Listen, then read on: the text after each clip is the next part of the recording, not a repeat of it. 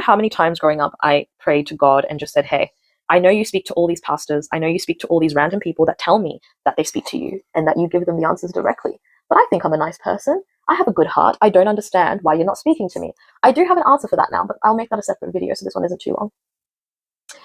So I went to the library, picked up the Wiccan Rede, read that,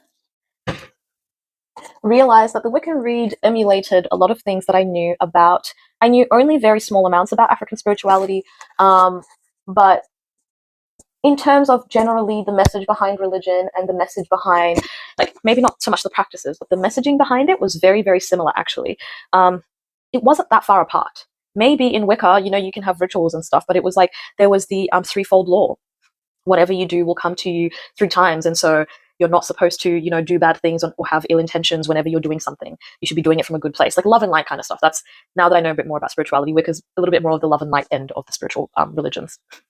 I went to school with a lot of Muslim girls, and I took the opportunity to engage them in conversations about why it is that they're Muslim. If you were born into it, how do you feel sure that you're in the right religion? And I tell you, Muslim people are some of the most lovely people to talk to about religion. They are very easygoing. They'll answer all your questions. And I felt really close that if I didn't end up deciding to remain being a Christian, there was a high possibility I would be a Muslim, purely by how Muslim people conducted themselves when I asked them really hard questions about their religion.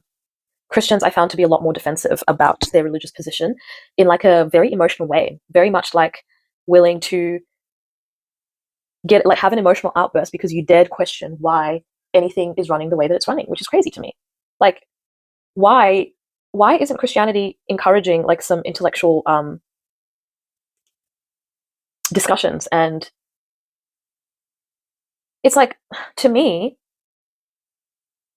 I found Christianity to be almost anti-intellectual because, yeah, people really struggled with the idea that other people would like, why were Christians struggling to understand why people outside of them would think it's all bullshit when they didn't really want to answer hard questions?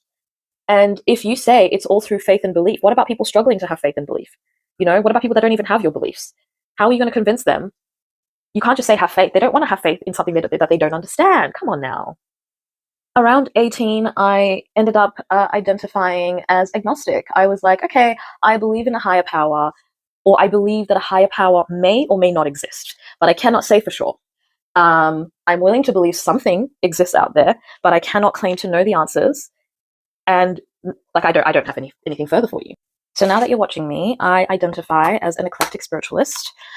I have many titles that I think I fall under: spiritualist, traditional